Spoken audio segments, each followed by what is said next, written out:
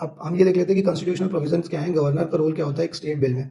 तो जब भी एक स्टेट लेजिस्लेचर अगर कोई भी बिल पास करती है, अगर यूनिकैमरल है तो लेजिस्लेटिव असेंबली, और अगर बाई कैमरल है तो लेजिस्लेटिव काउंसिल, अगर इन दोनों ने मिलकर अगर कोई बिल पास किया है और उसके बाद गवर्नर के पास अगर ये बिल आता है, तो गवर्नर के पास कितने ऑप्शन होते हैं? चार। उसमें सबसे पहला है कि वो अगर एसेंट ग्रांट कर देगा तो जो बिल है वो क्या बन जाएगा? एक्ट बन जाएगा। और अगर वो विथ होल्ड कर लेता है तो बिल बिल ही रह जाएगा। अगर वो रिटर्न कर देता है bill for the reconsideration, money bill के केस में वो रिकंसिडरेशन के लिए नहीं वापस भेज सकता है, केवल नॉर्मल बिल और फाइनेंशियल बिल के बारे में ही भेज सकता है।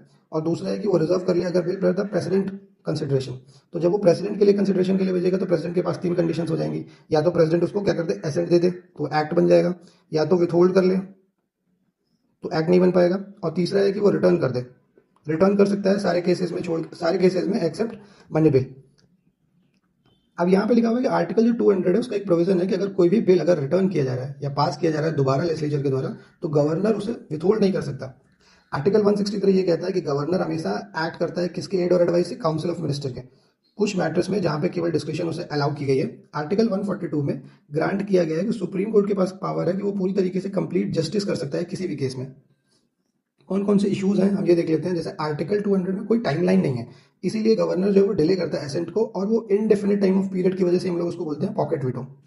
अब यहाँ पे पॉलिटिकल मिसयूज कैसे होता है उसका? जो गवर्नर होता है अपोजिशन रूल स्टेट्स में, उसे एक्यूज किया जाता है कि वो डिले करता है लेजिस्लेशन को, क्योंकि पॉलिटिकल डिफरेंसेस होते हैं कि सेंट्रल गवर्नमेंट में दूसरी दूसरी पार्टी है और स्टेट गवर्नमेंट में दूसरी पार्टी है। तो ये लोगों के पॉलिटिकल डिफरेंसेस की वजह से ऐसा गवर्नर डिले डिले करता है लेजिस्लेशन को, ऐसा एक्यूजेशन लगाते हैं दूसरी पॉलिटिकल पार्टीज और भी बहुत सारी।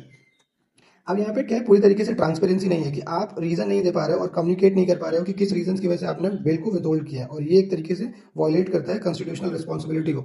और इसी की वजह से लीगल डिस्प्यूट बढ़ रहे हैं, जैसे अभी केरला में, पंजाब में, तेलंगाना में, सभी जगह पे ये कॉन्स्टिट्यूशनल डिलेज चल रहे हैं, और ये सभी स्टेट्स जो है वो सुप्रीम कोर्ट के पास गए हैं कि इसका आप